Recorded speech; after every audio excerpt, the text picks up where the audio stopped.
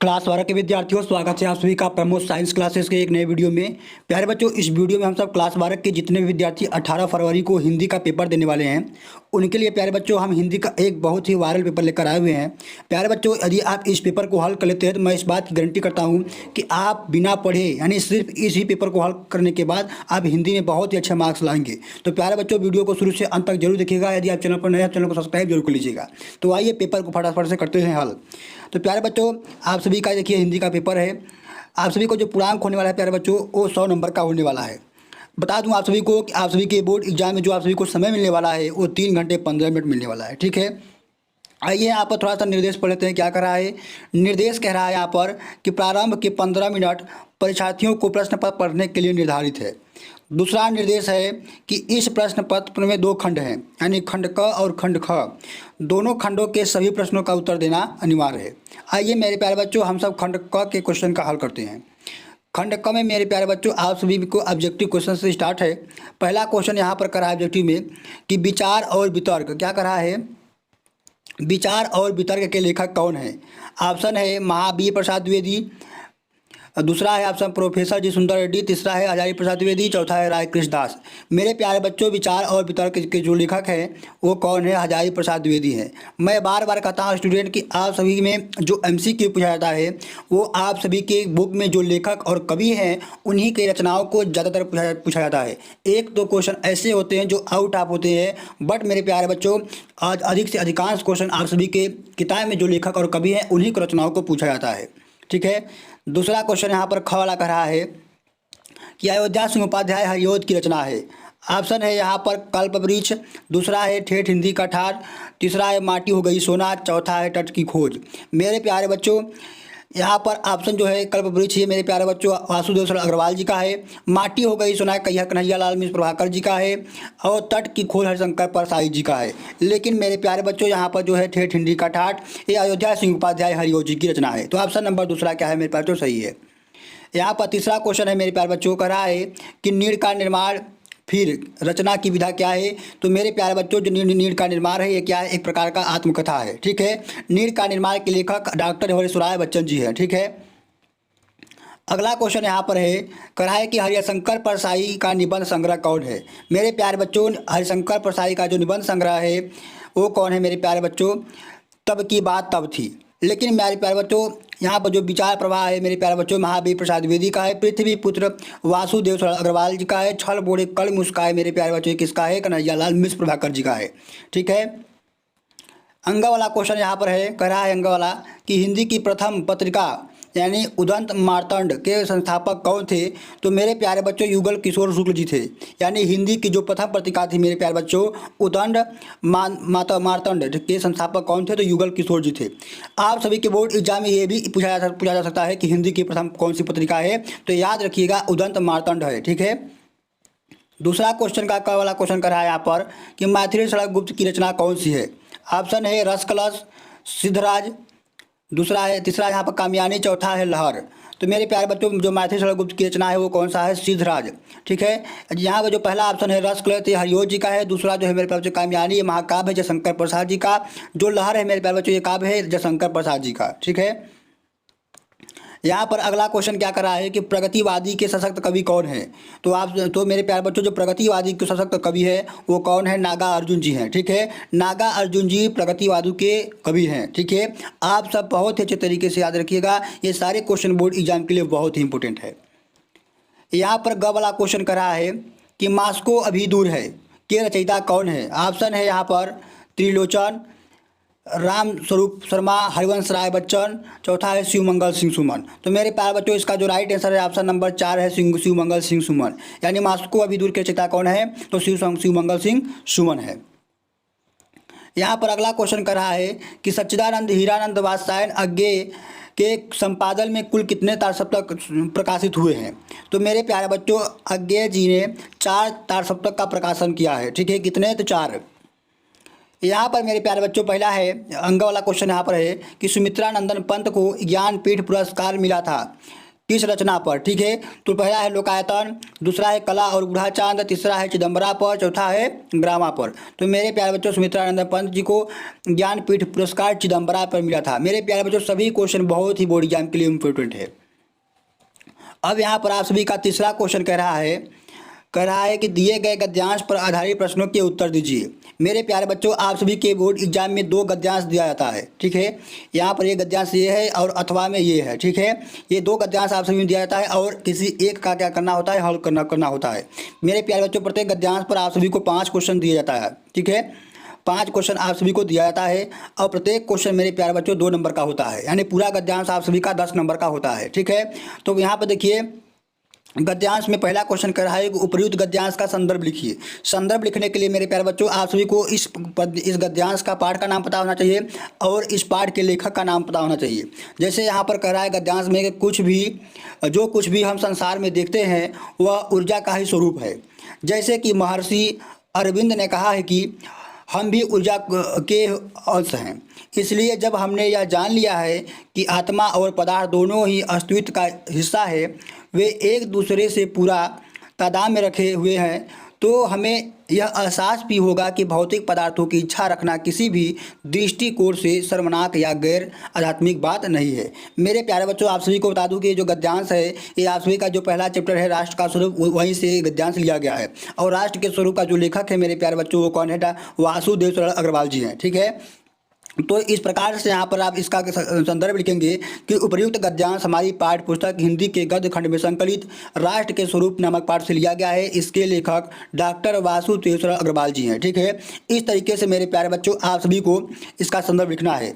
यहाँ पर दूसरा क्वेश्चन कह रहा है कि रेखांकित अंश की व्याख्या कीजिए। मेरे प्यारे बच्चों जितने भी शब्दों के नीचे इस प्रकार से अंडरलाइन किया गया है उसी को रेखांकित अंश कहते हैं और इसी को आप सभी को अपने भाषा में मेरे प्यारे बच्चों आप सभी को इसका व्याख्या कर देना है, ठीक है। यहाँ पर तीसरा क्वेश्चन कर रहा है कि महर्षि अरविंद ने क्या कहा है। तो यहाँ पर पढ़ेंगे कि जैसे कि महर्षि अरविंद ने कहा है कि हम ऊर्जा के अंश हैं, तो यही इसका आंसर हो जाएगा। क्या हो जाएगा, यही इसका आंसर हो जाएगा, ठीक है।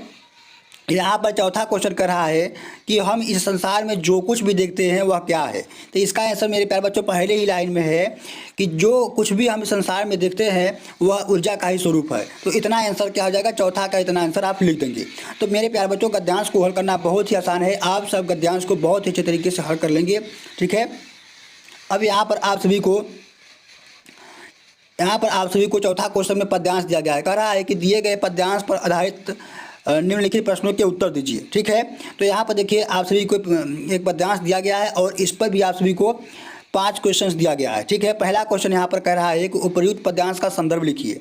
तो आप सभी को सबसे पहले इसको पढ़ना होगा, इसको पढ़कर ये पता लगाना होगा कि ये पद्यांश किस पाठ से लिया गया है, ठीक है।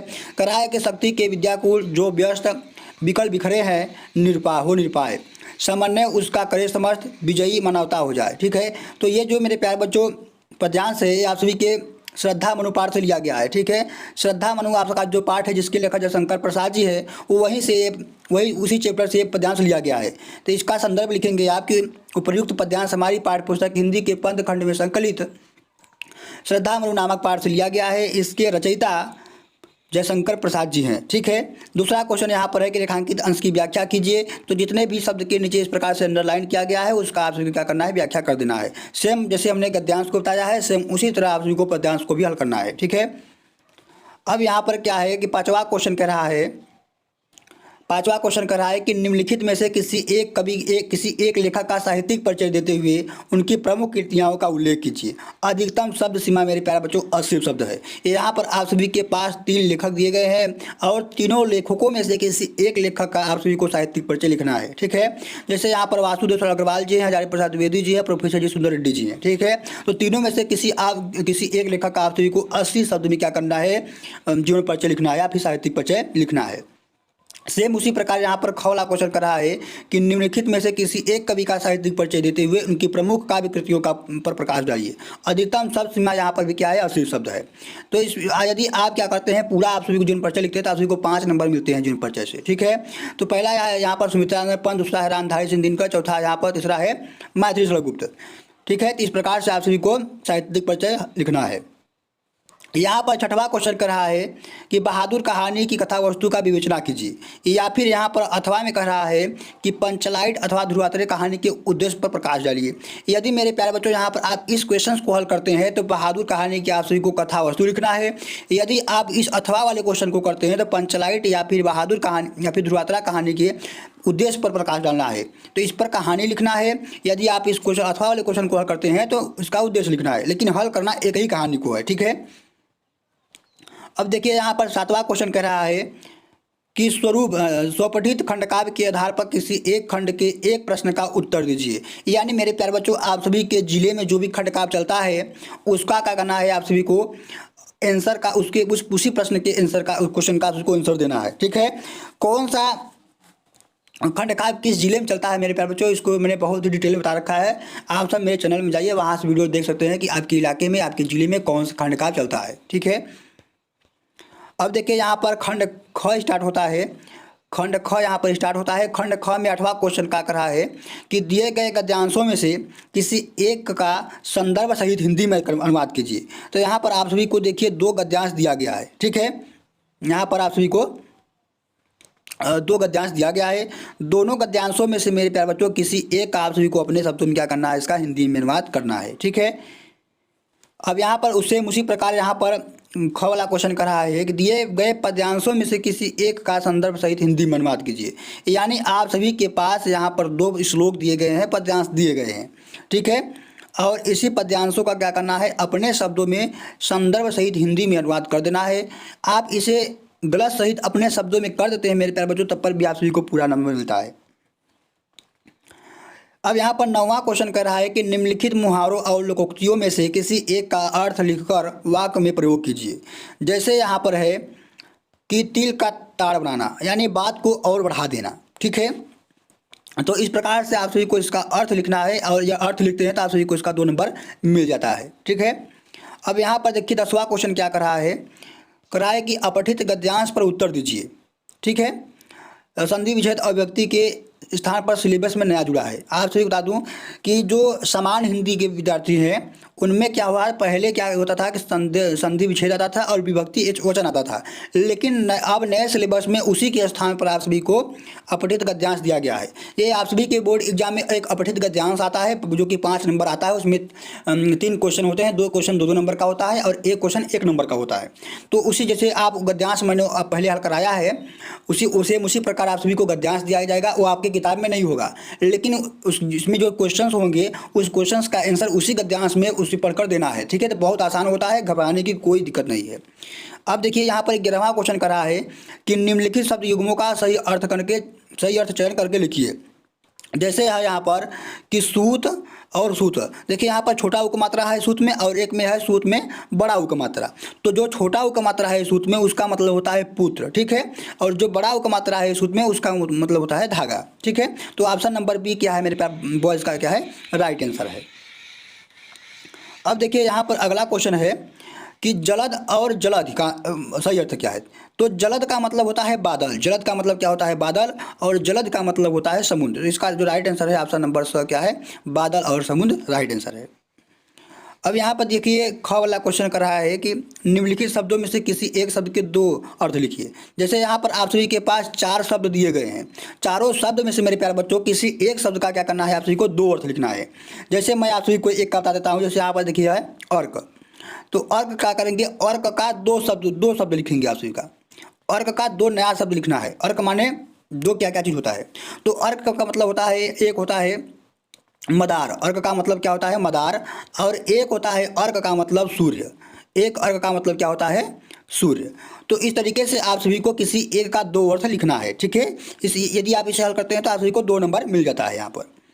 अब देखिए यहाँ पर क्या है, ग वाला क्वेश्चन, निम्नलिखित वाक्यांशों के लिए सही शब्द का चयन करके लिखिए। यहाँ पर पहला क्वेश्चन क्या कर रहा है इसमें कि किए गए उपकार को न मानने वाला, तो उसे क्या कहते हैं, कृतघ्न कहते हैं। क्या कहते हैं, कृतघ्न कहते हैं। किए गए कार्य को न मानने वाला कृतघ्न कहते हैं, ठीक है।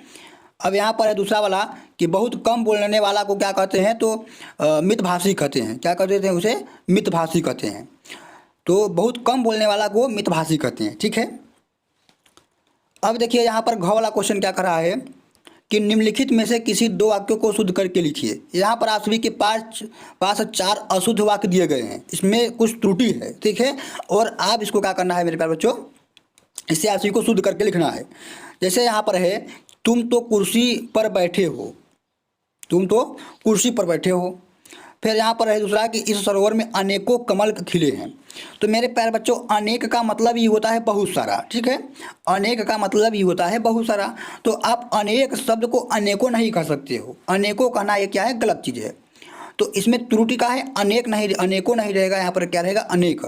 जैसे लिखा है कि इस सरोवर में अनेकों कमल हैं, तो इसको शुद्ध वाक्य करके आप लिखेंगे कि इस सरोवर में अनेक कमल खिले हैं, ठीक है। अब यहाँ पर 12वां क्वेश्चन आप सभी का रस अलंकार पर है। क वाला क्वेश्चन कह रहा है कि करुण रस अथवा शांत रस का लक्षण सहित उदाहरण लिखिए। लक्षण का मतलब होता है परिभाषा, ठीक है। यहाँ पर ख वाला कह रहा है कि अनुप्रास अलंकार अथवा रूपक अलंकार का लक्षण सहित उदाहरण लिखिए। ग वाला कह रहा है कि चौपाई छंद अथवा सोरठा छंद का लक्षण सहित उदाहरण लिखिए, ठीक है। अब यहाँ पर 13वां क्वेश्चन कह रहा है कि दैनिक पत्र के संपादक के नाम एक पत्र लिखिए जिसमें शहर में फैली संक्रामक बीमारी के प्रति नगर स्वास्थ्य अधिकारी का ध्यान आकर्षित किया गया हो। या फिर यहाँ पर अथवा में है कि किसी बैंक प्रबंधक को कोई व्यवसाय करने के लिए, यानी किसी बैंक प्रबंधक को कोई व्यवसाय करने के लिए एक आवेदन पत्र लिखिए, ठीक है। अब यहाँ पर आप सभी का सबसे लास्ट क्वेश्चन है, कह रहा है कि निम्नलिखित विषयों में से किसी एक पर अपनी भाषा शैली में निबंध लिखिए। आप सभी के पास यहाँ पर 4 ऑप्शन दिए गए हैं, 4 निबंध दिए गए हैं, और चारों में से किसी एक पर आप सभी को अपनी भाषा में क्या करना है, निबंध लिखना है। तो निबंध जैसे मोस्ट इंपोर्टेंट निबंध आप सभी को जानना है कि कौन कौन से हैं, किसको तैयार कर लेता हमारे वीडियो में पूरा आ जाएगा। तो यदि आप कमेंट करते हैं तो मैं एक मोस्ट इंपोर्टेंट निबंध पर एक वीडियो बना दूंगा, उससे आप सभी को उससे एक ही वीडियो देखने के बाद आप सभी का पूरा निबंध क्लियर हो जाएगा, ठीक है। तो इस तरीके से प्यारे बच्चों ये मैंने पेपर को पूरा हल कराया। इसी तरीके से हर विषय का पेपर पाने के लिए हमारे चैनल को सब्सक्राइब करके रखिएगा। तो प्यारे बच्चों, मिलता हूँ अगली वीडियो में एक नए टॉपिक के साथ। जय हिंद।